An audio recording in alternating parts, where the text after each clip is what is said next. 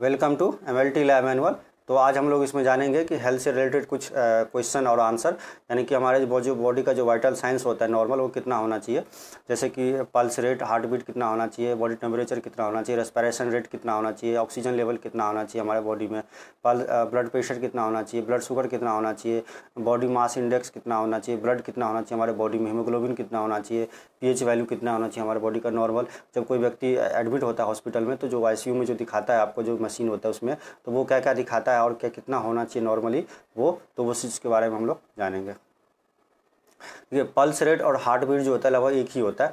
तो जो pulse rate और हार्ट बीट होता है वो 60 से लेकर के 110 तक जो है नॉर्मल माना जाता है, और एवरेज जो है 72 तक है, 72 है तो एवरेज 72 होता है। लेकिन 60 से अगर 110 के बीच में है तो नॉर्मल है पल्स रेट।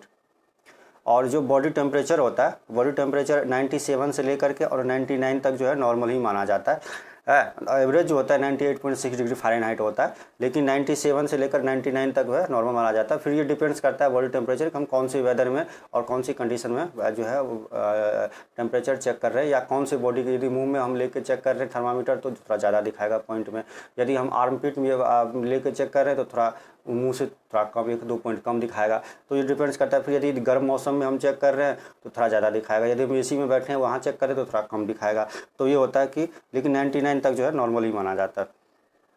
और जो रेस्पिरेशन रेट होता है, रेस्पिरेशन रेट, सांस लेने की जो गति होती है, वो 12 से 20 तक नॉर्मल होती है, यानी कि 1 मिनट में हम 12 से 20 बार सांस लेते हैं। यदि 20 से ऊपर है, यानी कि 20 से 24 के बीच में है, तो हमें सांस लेने में दिक्कत हो रही है। इसका मतलब है कि सांस लेने में दिक्कत होगी, ऑक्सीजन की ज़रूरत पड़ सकती है, अलर्ट रहने की ज़रूरत है। यदि 24 से ज़्यादा होता है तो उसको फिर ऑक्सीजन की ज़रूरत पड़ सकती है, यानी कि उसको ब्रेथलेस हो सकता है।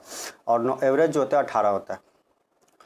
और जो ब्लड प्रेशर होता है, एवरेज तो 120/80 होता है, लेकिन यदि ऊपर वाला रीडिंग यदि 100 से लेकर के और 125 तक भी होता है तो नॉर्मली माना जाता है, और नीचे वाला यदि 65 से लेकर के 80 तक होता है तो ऊपर भी नॉर्मली माना जाता है। लेकिन डिजिटल BP मशीन में जो होता है 130/80 होता है, वो नॉर्मली माना जाता है, क्योंकि उसका जो पॉइंट में कुछ वेरिएशन होता है। और फिर ये भी डिपेंड्स करता है कि आप कौन से किस टाइम आप BP चेक कर रहे हो। यदि आप जो है आप एक्सरसाइज करके या फिर सीढ़ी चढ़ के या फिर ज़्यादा कुछ काम करके BP चेक कर रहे हो तो फिर ज़्यादा दिखाएगा आपका। हाँ, फिर यदि आप रेस्टिंग में है, सो रहे हैं, उस टाइम BP चेक कर रहे हैं, या मतलब सो के उठने के बाद, तो थोड़ा कम दिखाएगा। तो ये सब होता है। फिर जो ब्लड शुगर होता है वो 70 से 100, फास्टिंग वाला जो ब्लड शुगर करवाते हैं तो वो 70 से 100 तक नॉर्मल माना जाता है। यदि 100 से 125 के बीच में है तो प्री डायबिटिक माना जाता है, और 125 से ज़्यादा है तो फिर डायबिटिक माना जाता है। और जो खाने के बाद जो होता है 2 घंटे के बाद PP, वो 70 से 140 के बीच तक नॉर्मल माना जाता है। और उसके बाद जो हमारा ऑक्सीजन लेवल जो होता है, जो कोरोना वायरस में सबसे इंपॉर्टेंट होता है, ऑक्सीजन लेवल चेक किया जाता है। तो जो ऑक्सीजन लेवल जो होता है, जिसको हम SpO2 बोलते हैं, यानी कि जो पल्स ऑक्सीमीटर होता है उसमें जो हम ऑक्सीजन लेवल चेक करते हैं उसको हम बोलते हैं SpO2, ऑक्सीजन सेचुरेशन लेवल। तो वो जो होता है 95 से 100 तक होता है। 100 तो बहुत कम होता है, 95 से 99 तक जो है नॉर्मल ही माना जाता है, यानी 100 तक नॉर्मल माना जाता है, 94 तक भी नॉर्मल माना जाता है। और यदि 90 से लेकर के और 94 तक है, तो अगर किसी को कोविड पॉजिटिव है और 90 से लेकर 94 तक है तो फिर अलर्ट रहने की ज़रूरत है, यानी कि उसको ऑक्सीजन की ज़रूरत पड़ सकती है, तो उसको डॉक्टर से कंसल्ट करना चाहिए।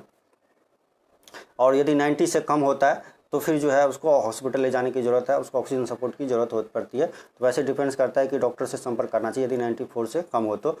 और उसके बाद जो ब्लड से जो हम ऑक्सीजन लेवल चेक करते हैं वो 70 से 100 तक नॉर्मल माना है, जिसको ABG यानी आर्टेरियल ब्लड गैस होता है, तो वो एग्जैक्ट होता है। तो उससे जो ब्लड ऑक्सीजन लेवल चेक करते हैं तो वो 70 से 100 तक होता है।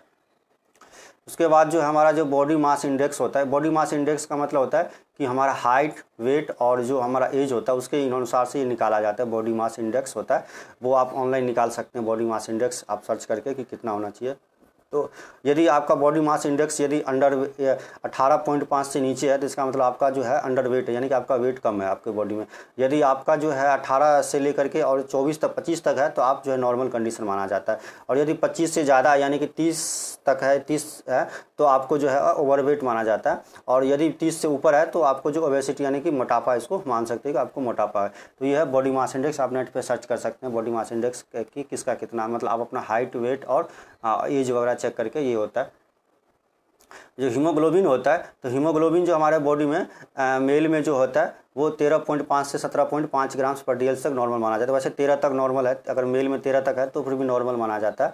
और फीमेल में थोड़ा कम होता है, तो 12.5 से 15.5 तक नॉर्मल ही माना जाता है। और ये हीमोग्लोबिन है। और ब्लड जो होता है हमारे बॉडी में वो 5 से 6 लीटर होता है, यानी नॉर्मली 5 से 6 लीटर होता है, यानी कि बॉडी वेट का 7 से 8% ब्लड होना चाहिए हमारे यहाँ। अगर हमारा बॉडी वेट जितना है उसका 7 से 8% जो है ब्लड होना चाहिए। उसके बाद फीमेल में थोड़ा कम होता है, यानी कि हाफ लीटर कम होता है, तो 4.5 से 5.5 लीटर होता है। और जो हमारा जो पीएच होता है, ब्लड का जो पीएच होता है, यानी कि हमारा बॉडी का जो पीएच होता है वो 7.35 से 7.45 होना चाहिए। तो ये सब होता है हमारा कंडीशन। तो ये था हमारा कुछ हेल्थ से रिलेटेड कुछ सवाल। तो यदि आपको मेरा वीडियो ये पसंद है तो प्लीज़ इसे लाइक ज़रूर कीजिए, सब्सक्राइब जरूर कीजिए और वीडियो को शेयर कीजिए ज़्यादा से ज़्यादा, ताकि लोगों को तक ये नॉलेज पहुँचे। और यदि इससे भी अच्छी वीडियो देखना, ऑक्सीजन लेवल कितना होना चाहिए हमारे बॉडी में, कौन सा टेस्ट बेहतर होता है, आरटीपीसीआर या रैपिड एंटीजन, तो उसके लिए जो है मैं वीडियो बनाऊँ, आप देख सकते हैं। धन्यवाद।